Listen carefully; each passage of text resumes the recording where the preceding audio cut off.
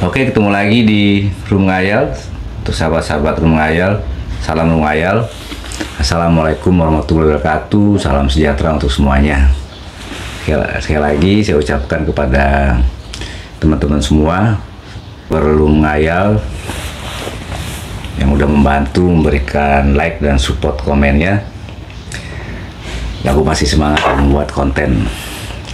Ya, mohon dimaklumin ya kalau mungkin tampilan videonya juga kurang menarik karena gue mau bikin tema sendiri apa yang gue mau buat.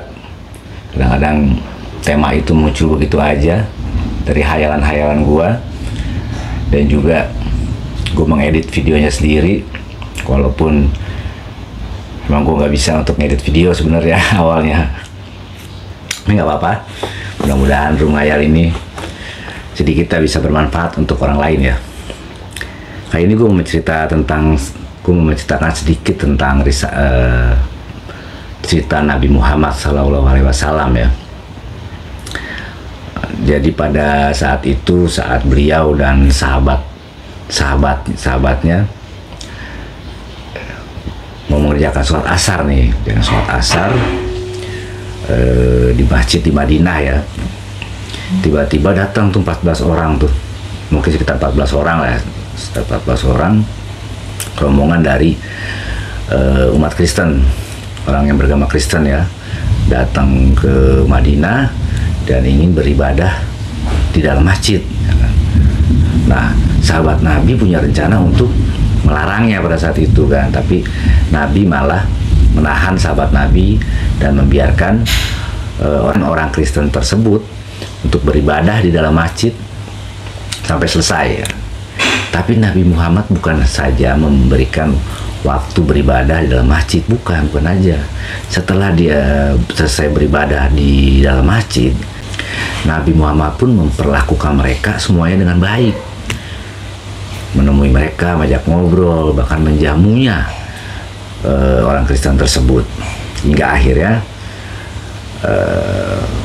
orang Kristen tersebut pun jadi berteman dengan Nabi ya. Kalau untuk namanya sih gue nggak hafal ya namanya siapa ya, tokoh di orang Kristen tersebut ya yang datang ke Madinah ya.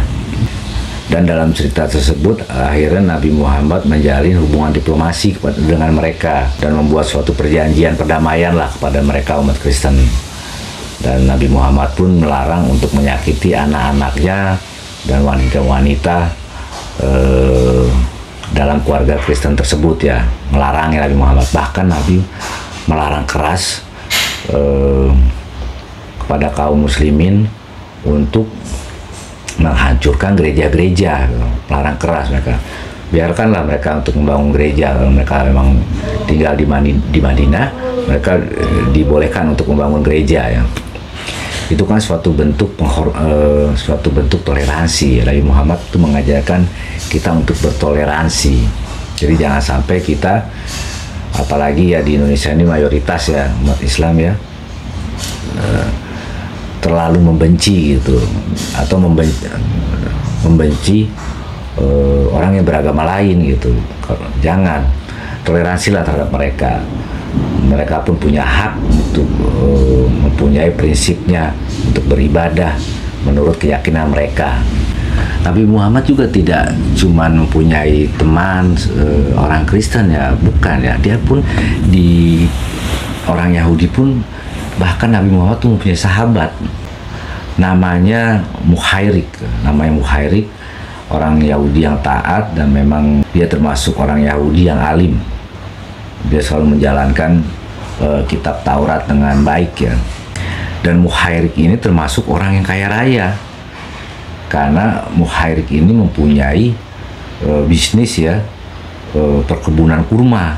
Pada saat itu, di zaman itu memang paling hebat Muhairik ini, seorang Yahudi ini mempunyai kebun kurma yang luas ya. Karena dia bersahabat dengan Nabi Muhammad, nah Muhairik ini sering menyumbangkan lah hartanya lah, bahkan membantu kaum muslim ini dalam menyebarkan agama Islam gitu. Sangat baik nih Muhairik ini, dan bahkan bukan cuma sekedar membantu dari hartanya. Bukan saja, dia pun Yahudi ini membantu Nabi Muhammad dalam perang. Jadi pada saat itu ada perang Uhud.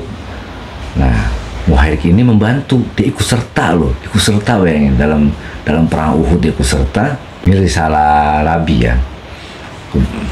Kalian bisa cari lah kebenarannya dari cerita ini ya. Tapi memang banyak cerita tersebut, banyak yang menceritakan kejadian ini gitu. Sebelum Muhairik ini ikut perang ya, sebelum jalan perang dia mewariskan sesuatu kepada kaum muslimin. Jadinya jika ia nanti mati di medan perang, dia mewariskan seluruh hartanya ini kepada Nabi Muhammad untuk kaum muslimin yang ada di Madinah.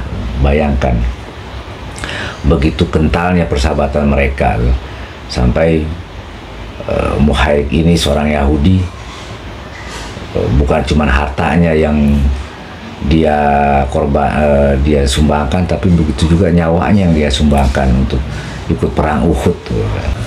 Yaitu adalah cerita sebagian kecil dari cerita Nabi Muhammad ya, bahwa Nabi Muhammad tuh mempunyai dan mengajarkan kita untuk saling bertoleransi walaupun berbeda agama, berbeda suku juga sama, kita juga harus saling bertoleransi.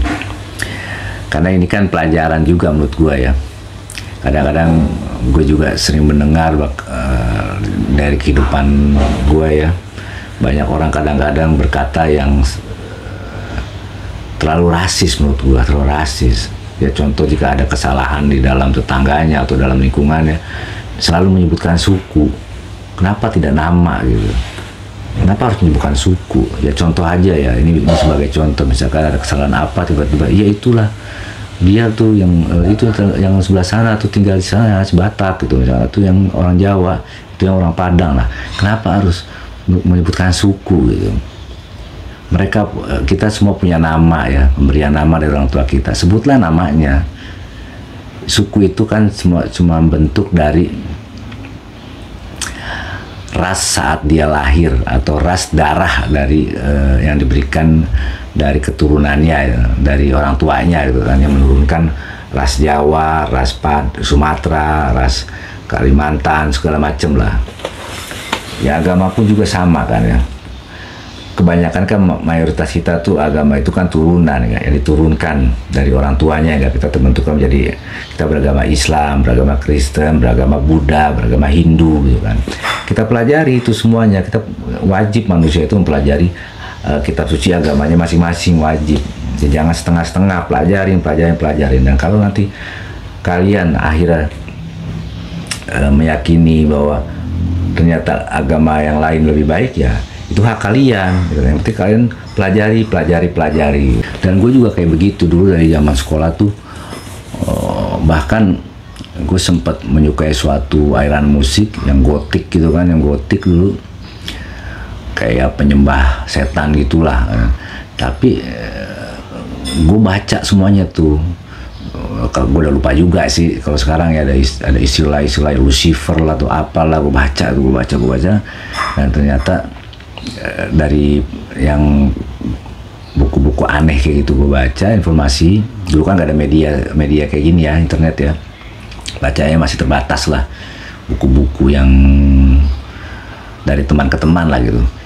Akhirnya gue pelajari lagi tuh kitab suci lah, sejarah-sejarah tokoh-tokoh agama seperti Syekh Abdul Qadir Jailani, Rumi, bahkan sampai ke tokoh-tokoh filsafat Islam seperti Muhammad Iqbal dan lain sebagainya gitu kan. Dan akhirnya gue meyakini bahwa inilah yang gue harus jalani, dan inilah yang benar menurut hati gue. Yang gue meyakini inilah yang benar yang harus gue jalani gitu. Karena semua hidup itu, karena apalagi yang bukan memilih sendiri ya, dari pengetahuan ya, biasanya kan orang yang benar-benar turunan dari orang tuanya, maka dia beragama A, B, C, D. Nah, pelajari gitu. Dan lu harus mengetahui hal tersebut supaya lu menambah keyakinan buat diri lu, memeluk agama yang lu peluk, yang lu yakini, dan lu bisa menjalankan dengan baik dan benar gitu. Tapi jika lu sudah yakin dengan agama pilihan lu, jangan lupa bahwa kita hidup semua ini majemuk ya, banyak perbedaan dan banyak suku dan agama yang berbeda. Kita harus saling bertoleransi dan selalu berbuat baik kepada siapapun, karena Tuhan mewajibkan kita untuk terus belajar sampai mati, dan juga Tuhan mewajibkan kita untuk selalu berbuat baik, berbuat kebaikan. Bukan cuma manusia yang kita harus berbuat kebaikan, kepada semua makhluk hidup yang ada di alam semesta ini. Kita harus selalu menjaga kelestariannya. Oke, itu aja. Semoga hanya bermanfaat. Dan gue berdoa bahwa kita semua diberikan kesehatan, diberikan pengetahuan yang seluas-luasnya, dan diberikan kesuksesan untuk hidupnya, dan menjalani hidup dengan nyaman dan bahagia. Oke, salam Rungayal. Assalamualaikum warahmatullahi wabarakatuh. Salam sejahtera untuk semuanya.